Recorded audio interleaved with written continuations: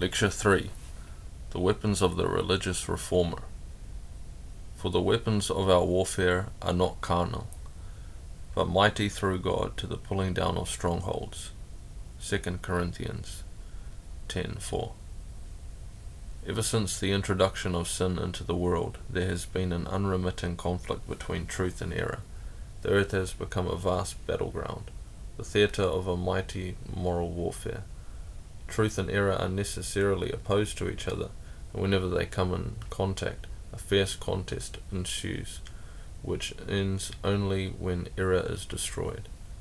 This conflict is not, however, one of a material kind, nor should physical force be used in carrying it on.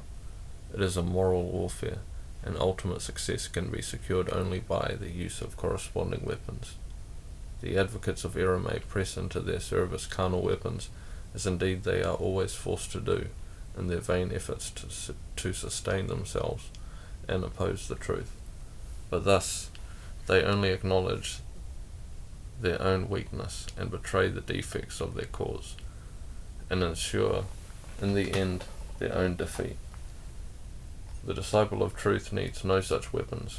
He knows that they can yield him no advantage and secure no permanent benefit, and he sees that they would only encumber and embarrass him in the conflict and retard the cause he seeks to advance. He feels that in order to be successful, he must use only those means which God has appointed and which he can bless. He therefore appropriately adopts the language of the text, for the weapons of our warfare are not carnal, but mighty through God to the pulling down of strongholds. The theme of this lecture is the weapons of the religious reformer. In conducting any enterprise or effecting any work, instruments are necessary, implements adapted to the end designed. The work of the reformer is, in a great measure, a work of destruction. He goes forth to demolish all that is opposed to truth, all that prevents its free and rapid advance. He is the pioneer who is accounted famous according as he lifts up the axe upon the thick trees. Quote from Psalm 74:5. A man was famous according as he had lifted up axes upon the thick trees, but now they break down the carved work thereof at once with axes and hammers. Error is rather negative than positive. Truth was intended to enlighten man. Error, like a cloud, intervenes to shut out its brilliant rays. Truth was intended to make man happy. Error infuses poison and introduces the ingredients of misery.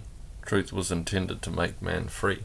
Error rears her fortress and strongholds and makes him a captive in them. Now the work of the reformer is to dissipate this cloud, to extract this poison, to pull down these strongholds. The work of Christ, the great reformer, was eminently a work of destruction. He was manifested that he might destroy the works of the devil. Let us notice. 1.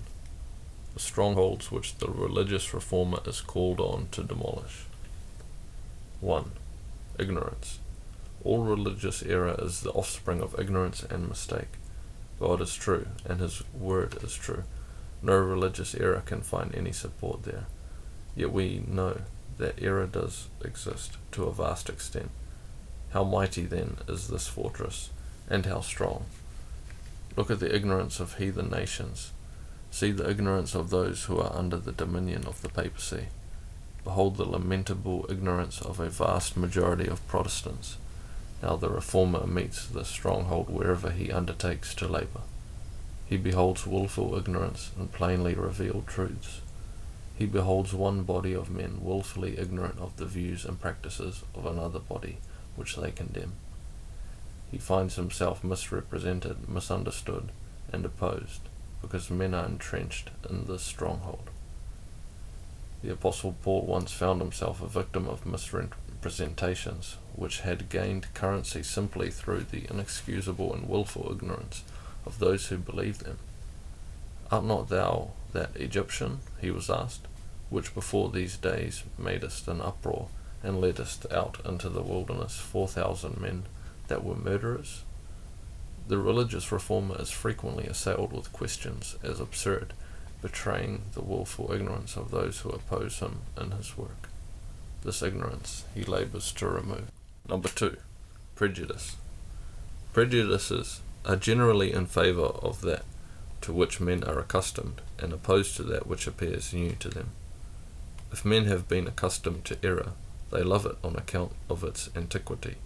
And the inquiry too frequently is not, what is truth, but is it in accordance with our prejudices?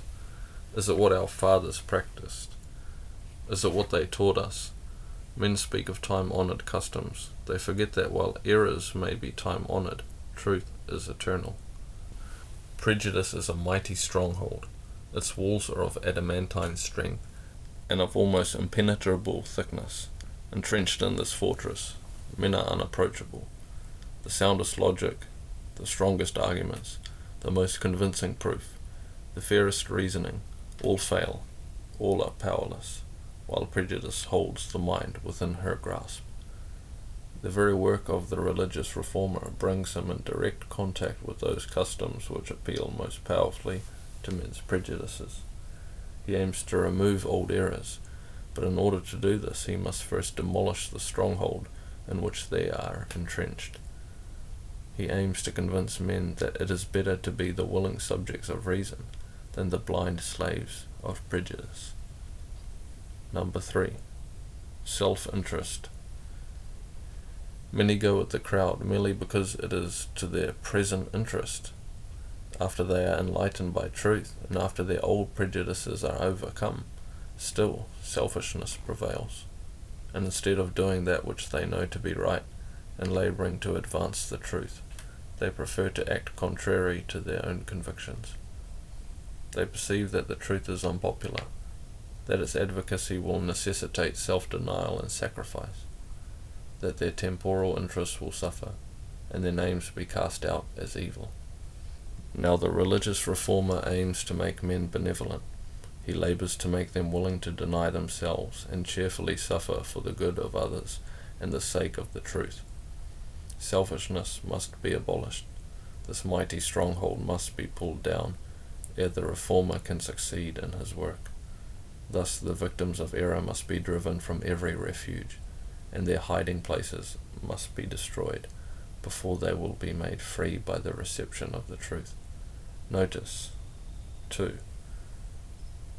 The means by which this is accomplished. These are stated in the text negatively. The weapons of our warfare are not carnal. The religious reformer does not invoke 1. The civil power. He does not seek to force men by legal enactments to embrace his views or profess attachment to his cause. He does not seek to unite the church with the state, or enforce his teachings at the edge of the sword and the point of the bayonet. He does not use persecution or oppression of any kind. He does not use authority of office, either civil or ecclesiastical.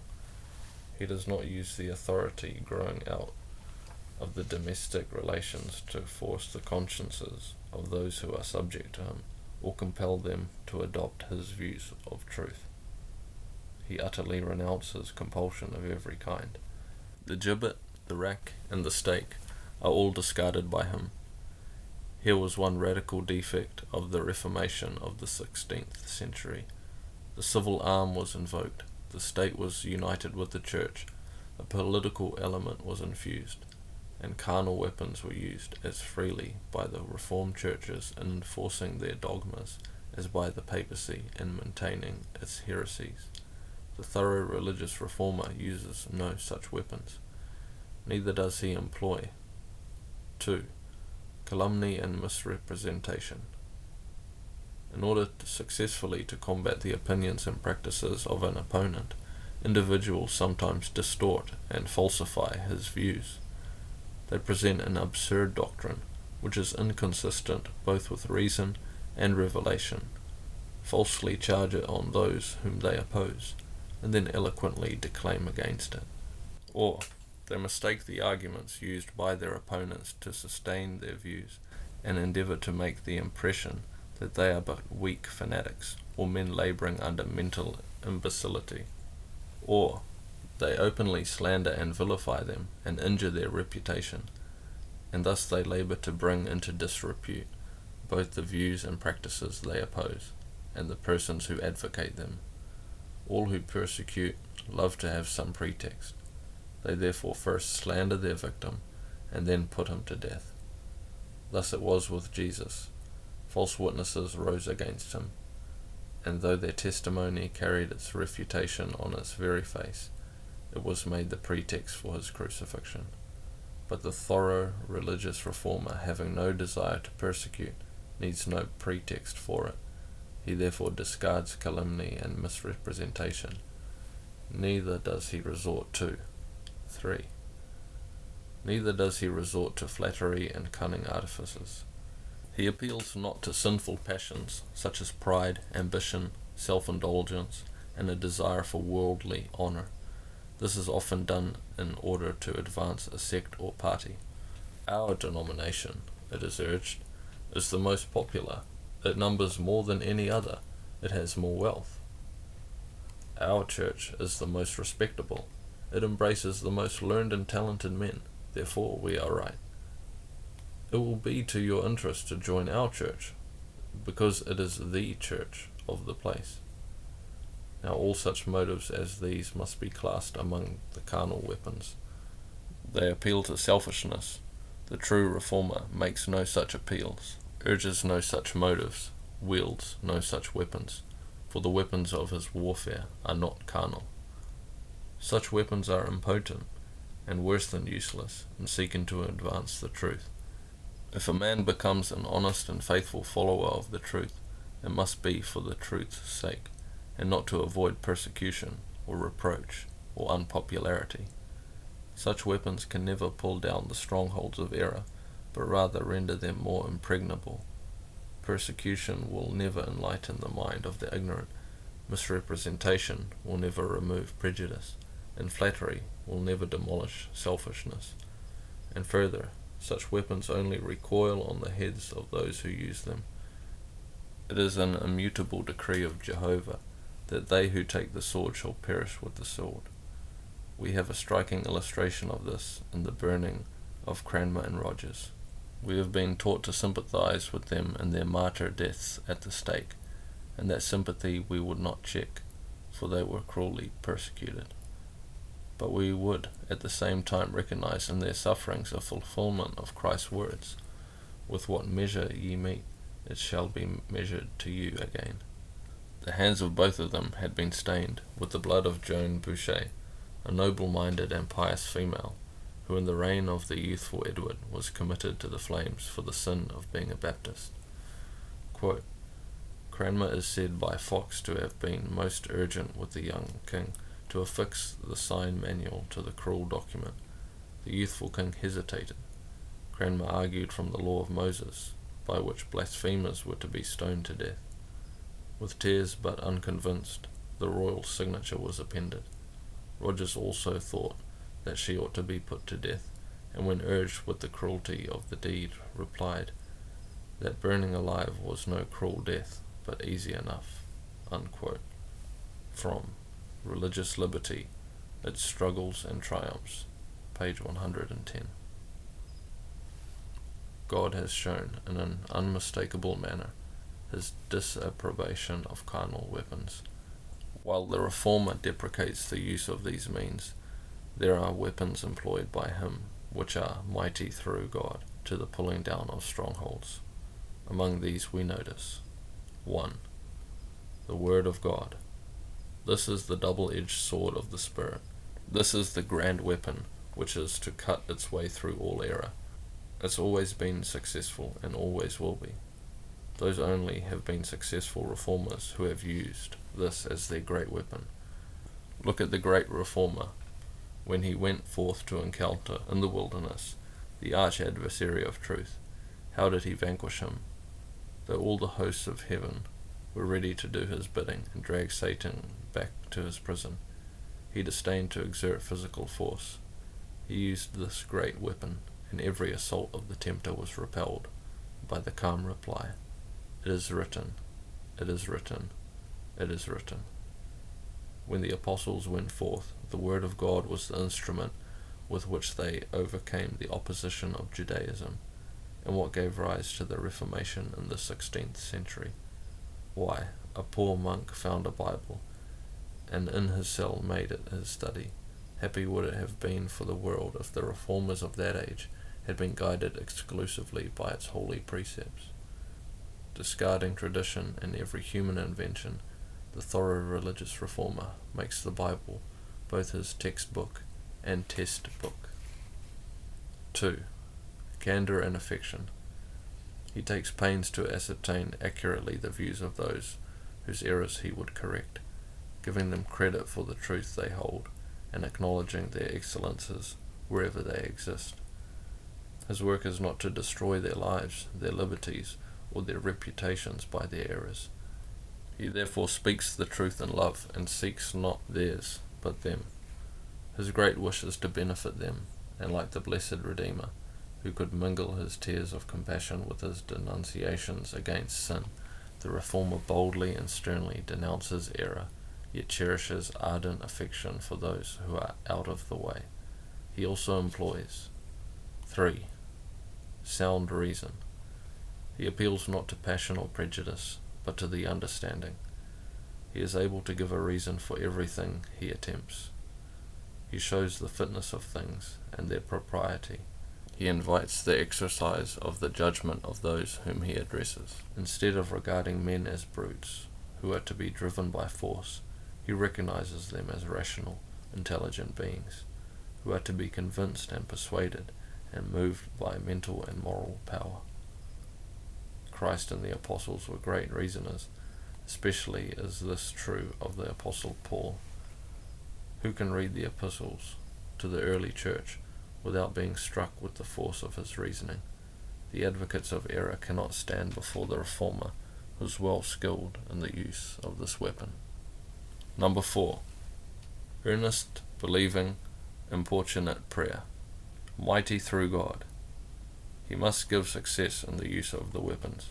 The religious reformer, therefore, while he wields the sword of the Spirit and exhibits in his own life the power of the truth he holds, depends only on God for success in his work.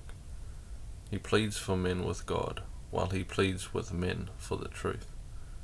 Every successful religious reformer has been a man of prayer. Earnestness in the pulpit has not accomplished so much as earnestness in the closet. With a deep conviction that it is God's work he is endeavouring to advance, he confidently looks up for God's aid and blessing in prosecuting it, and feels assured that while his weapons are not carnal, they are yet mighty through God to the pulling down of strongholds. These are the weapons of the reformer. With these he goes forth to attack the strongholds of sin, and raze to the ground the giant fabric of error. To be successful even in advancing the truth, we must use only the divinely appointed means, for wherever the opposite course has been pursued, the most disastrous results have followed. Truth is only trammelled and retarded by the use of any but the heaven-approved weapons. These weapons only have been used by Baptists. They have never figured on the historic page as persecutors, though the subjects of bitter oppression and cruel persecutions themselves.